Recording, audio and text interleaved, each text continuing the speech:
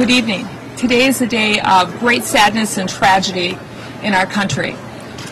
People who represent our government at the highest levels, as you all know, were under attack. There's been loss of life, and there's been lives that have been tremendously disrupted. First, we'd like to say our thoughts and prayers are with those who lost their lives today. And our thoughts and prayers are also with the families that have had their lives literally ripped apart. As a member of Congress and as a member of the House of Representatives, I had the great honor of serving with Representative Gabby Giffords. And she is a person of great integrity and a person of great inner courage and strength. And so we are all very pleased that the surgery thus far has proven to be very optimistic that she will have a recovery. So we just will want to only take a few questions. My colleagues here might make a statement more too, but our focus is on the thoughts and prayers for the families who have lost loved ones and for a speedy recovery for one and all. But most importantly, our nation has suffered a great tragedy, and there will have to be some healing that will have to take place, and we as elected officials look forward in leading that healing. Thank you. Nice. Well, I can say that Tim Walz and I were classmates of Gabby Giffords, and both of us remember fondly her excellent sense of humor, her very strong intellect, her quick grasp of the issues. In fact, both of us were sitting basically next to her just yesterday as we all voted in and ran and jumped on the planes to go back to our districts. So this news comes at quite an impact personally to the both of us, but Gabby Giffords, it needs our hearts, needs our prayers tonight. We ask everyone in Minnesota to pray for her and the families of everyone who was killed, and also everyone who was injured, and also everyone who was terrorized and intimidated.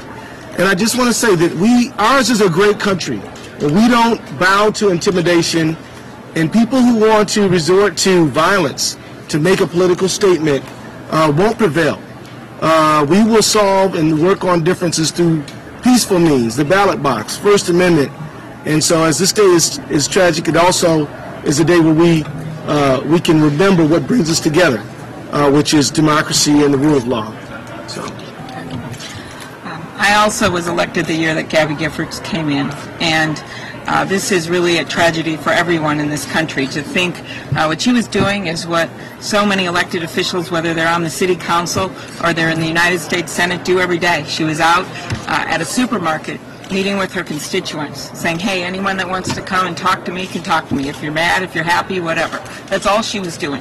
And that she was so tragically hurt and that so many people were killed is something that is going to be unforgivable for this country, but something that I believe we can get through. But we have to remember that when people are angry or they're mad at elected officials, that there are a lot of ways to handle it. Besides bringing a gun to a supermarket. And so she is the women officials, as Betty McCollum knows, that we have a certain bond between all of us. There's not that many of us. So my heart is there with her for that, and also for the great leadership that she has shown in Congress, and we know will show again. Thank you. Well, I'm honored to be here with my colleagues on this. As they've all said, it's an incredibly sad day.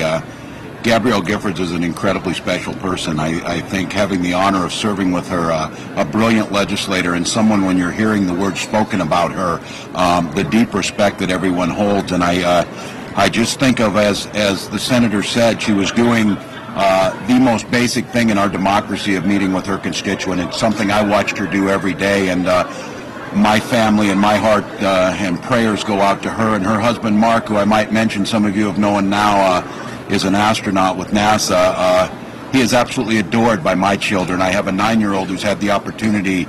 Mark comes along to some of the events we do, takes of his time, and and does physics experiments and gives lectures and takes our children and talks to them about space.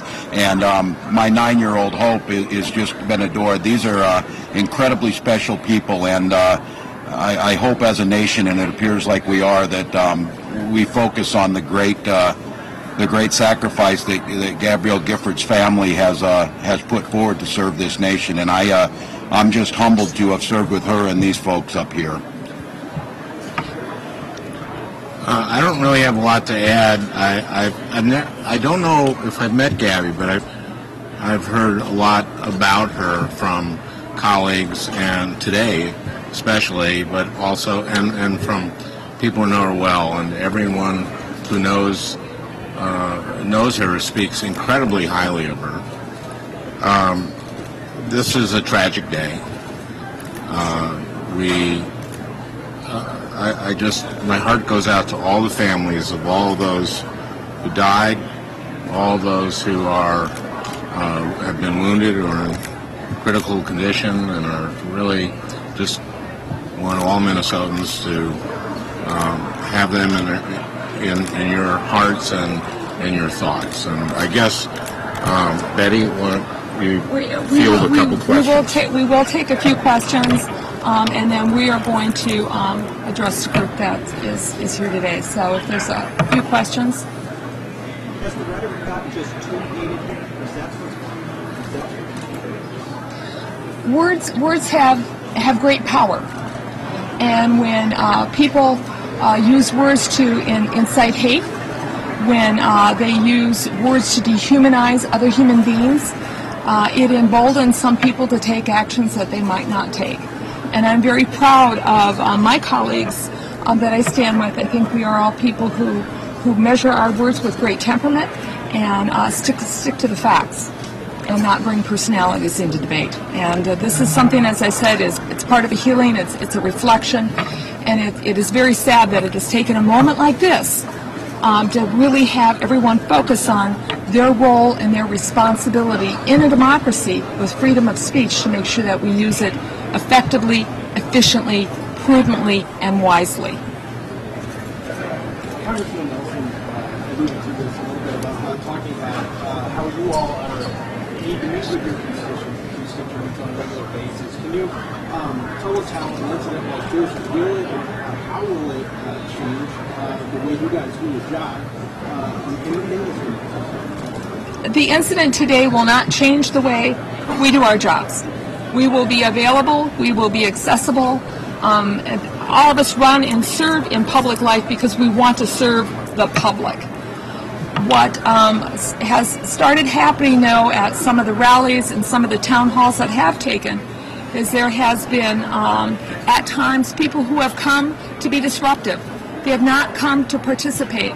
They have not come to respect the views of their fellow citizens. And so, sadly, what I'm starting to hear from many of my constituents is that they're not feeling that they're being in situations where they can speak their mind and speak it with respect coming back from them and folks in the crowd.